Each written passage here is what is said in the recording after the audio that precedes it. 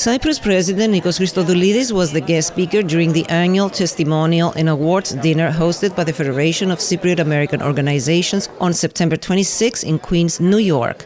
This year, the Federation honored Panos A, Panay, President of the Recording Academy GRAMMY Awards, who received the Lifetime Achievement Award, and Dr. Marina Theodotou, Executive Director of the Center for Frontier AI Security, who received the Leadership Award. In his remarks, President Christodoulides praised the Federation and the Greek Cypriot and Greek American community for their important contributions to Cyprus. More specifically, for their lobbying efforts in Washington following the 1974 Turkish invasion and subsequent occupation of some 37% of the northern part of the island, which, as he said, have been very successful in the introduction of supportive legislation for a just and viable solution to the Cyprus problem.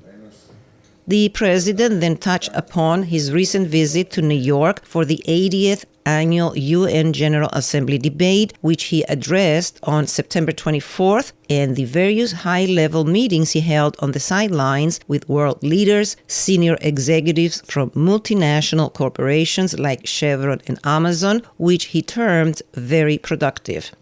He also held a bilateral meeting with UN Secretary-General Antonio Guterres and a tripartite meeting with Turkish Cypriot leader Ersin Tatar and the UN Secretary-General. On the Cyprus issue, President Christodoulides highlighted that during his meetings with high-level officials, he reiterated his administration's strong commitment to restart the UN-brokered negotiations for a solution based on a bizonal, bicommunal federation, and conveyed once again his rejection for a two-state solution as demanded by Turkey and Turkish Cypriot leader Ersin Tatar in recent years. His meetings with U.S. energy executives focused on the many prospects Cyprus offers in its exclusive economic zone and the island's broader energy strategy, which aims to strengthen its role as an energy partner in the Eastern Mediterranean and the contributions it can offer to the European Union's energy security goals. During his meetings with Chevron, President Christodoulides discussed the timetables for the offshore natural gas reserve Aphrodite in Cyprus, already operated by Chevron within the exclusive economic zone of Cyprus. While with Amazon, he discussed cooperation for the digital transformation of Cyprus. On the sidelines of the event, we had the opportunity to speak to President Christodoulides about his recent U.S. visit in the exclusive interview which follows. President Christodoulides, welcome to New York once again. You had a very, very busy schedule. Briefly, I would like you to tell me about the important meetings you had with high-level world leaders and, of course, executives from multinational companies. First of all, let me thank you once again for hosting me every time that I'm in New York. It's a pleasure. Coming to New York, we work on three levels. The first one, of course, the Cyprus problem, the meeting with the UN Secretary General and other leaders. And as you know, tomorrow we have the joint meeting with the Turkish Cypriot leader and the Secretary General, with the hope that immediately after the elections in the Turkish Cypriot community, we will resume negotiations for the solution of the Cyprus problem. That's the first one. The second one is the meetings with foreign leaders in order to show that our country is not just a Cyprus problem. Right. Cyprus is a solution to a number of challenges, especially in our region, especially the greater Middle East, a region of great geopolitical importance. And it is very important and also help us in our efforts to solve the Cyprus problem to present the role of Cyprus in the region as a predictable, reliable country in the region. And this is something that you stressed during your address at the UN. Yeah, that's very important because we show responsibility, Right. we show predictability, and at the same time, having in mind that in less than 100 days, Cyprus will assume the presidency of the Council of the European Union, it's very important to show what our country can do. The third one is, if I may say, a follow-up of my recent trip in New York, Texas, and Silicon Valley to attract American investments in Cyprus. And I'm very glad from my conversations, from the meeting that I have, I see a great interest. It's the best time to invest in Cyprus. Our economy is doing very well with You got the A plus, I think. yeah, we got we're passed in the investment grade category. Unemployment rate is less than 5%. We have conditions of full employment. Public debt is less than 60%. So we want to attract more investment. And Cyprus provides the opportunity, on the one hand, to be the gateway for investments in the greater Middle East, but also by investing in Cyprus, you invest in a European member state, and you have access to a market of 450 million people. So that was the, let's say, before coming here, what we aspire to do, and I'm very glad with the results, and I hope tomorrow the meeting with the Secretary General and the Turkish Cypriot leader will bring us closer to the resumption of talks, because the solution of the Cyprus problem continues to be our #1 priority. And speaking of your meeting, the trilateral meeting tomorrow with Tatar, the problem is that in recent years he wants a two-state solution, which you categorically continue to say no way. However, with these so-called elections, how do you see the other candidate?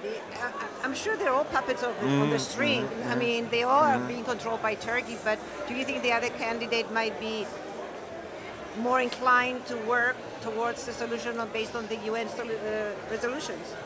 Allow me not to comment on the other candidate, because I don't want my intervention to be perceived in any way that we intervene in the internal affairs of the Turkish Cypriot community. But as you very correctly mentioned, Mr. Tatar supports a two-state solution, something that not only Cyprus, not only the Greek Cypriots they cannot accept, but also the international community. The position of the Secretary General, the position of the European Union, the position of the Security Council, the UN Security Council is clear. The solution of the Cyprus problem should be based on the UN Security Council resolution, and there is no way for us to discuss any other kind of solution. Now, I admired your courage and your boldness the other day at the UN at your address. I think you were among the very few presidents of Cyprus who had the courage to strike back at Erdogan. And as I said in a commentary, you gave him a big slap in the face when he portrayed himself as the savior of the world, as the peacemaker, and all of that, and how he and the protector of international legality and the international law.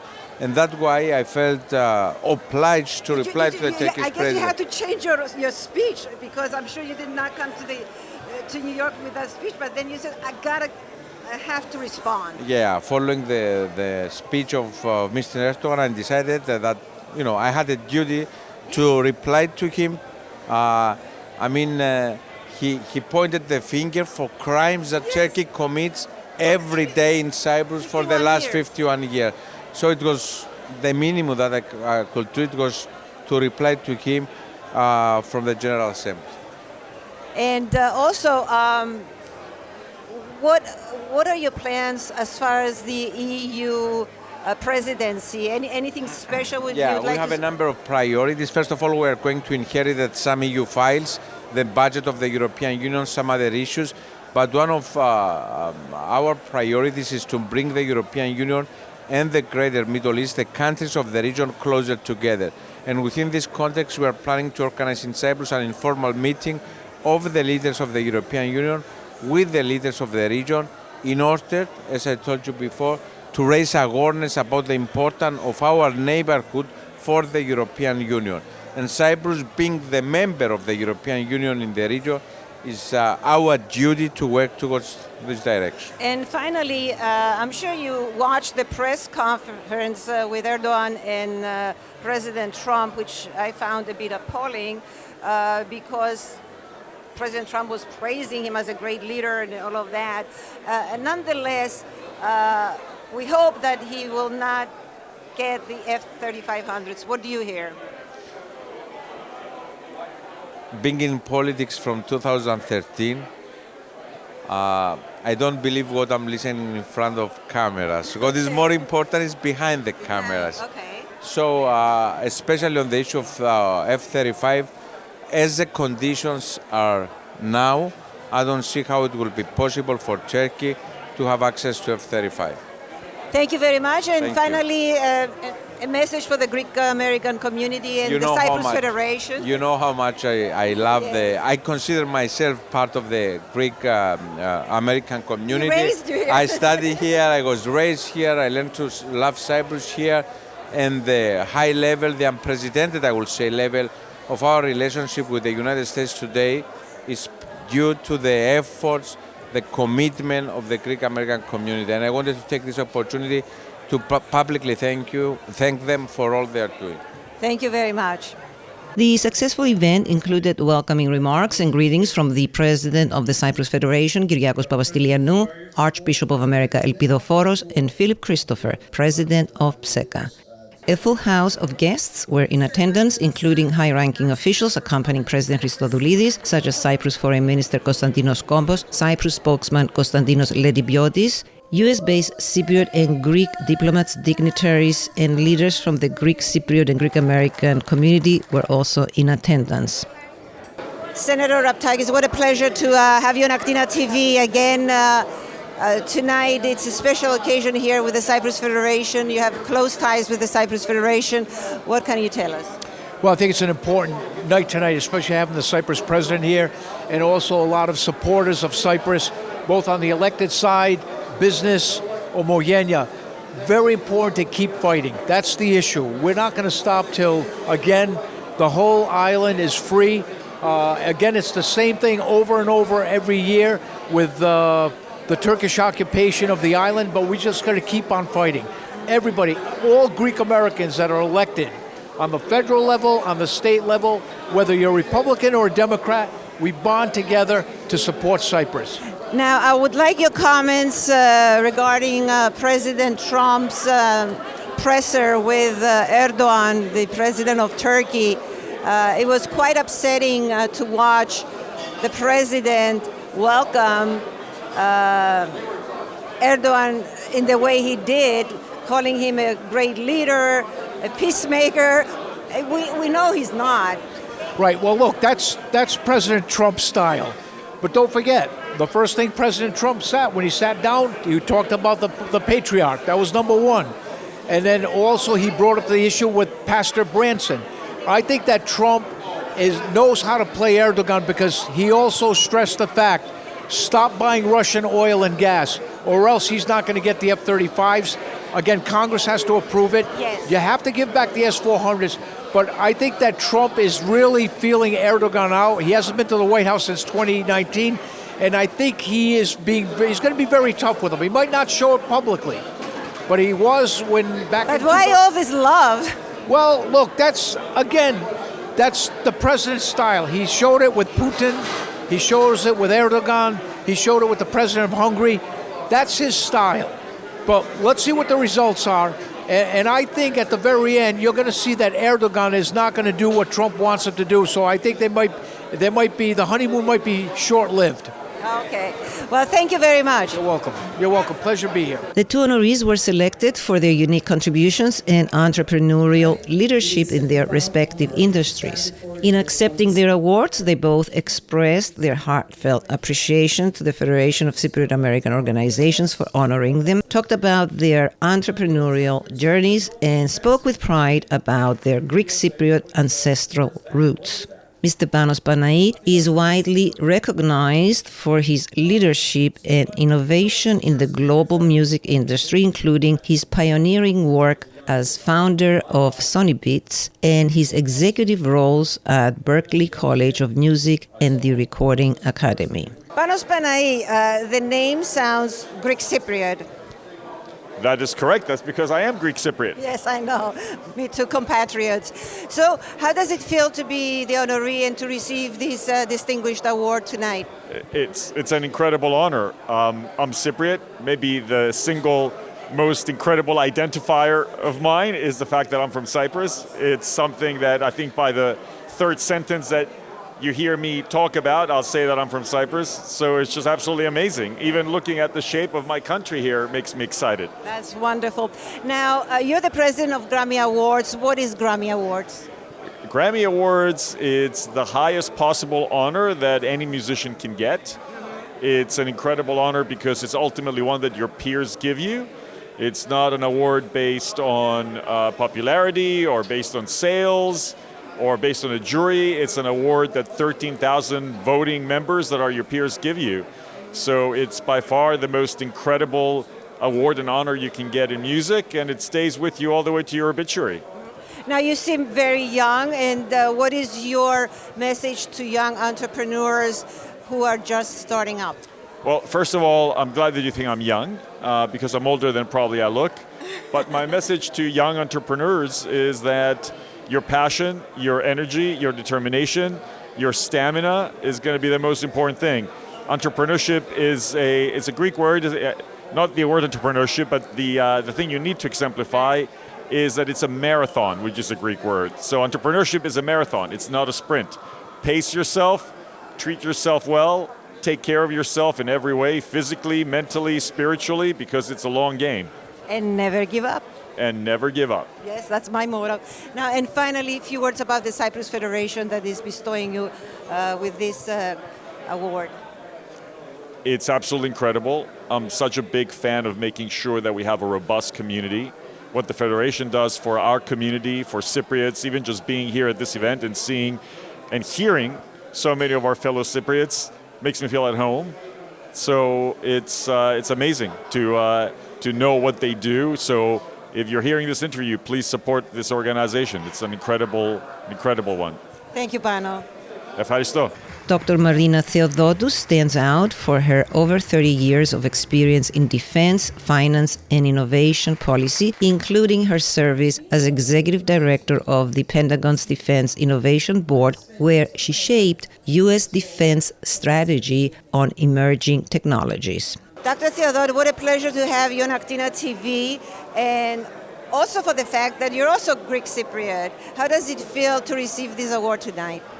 Elena, thank you so much. It's fantastic to be here. It's a great honor to be honored by the Federation and to be amongst Greek Cypriots and enjoy the evening and really be part of the community and contribute to all of our efforts in making sure that we drive our culture and our values forward. Now you're the executive for the Frontier AI security. Yes. I got it right, I hope. Yes, yes. And we are in a world of the AI. So what is it exactly that you do?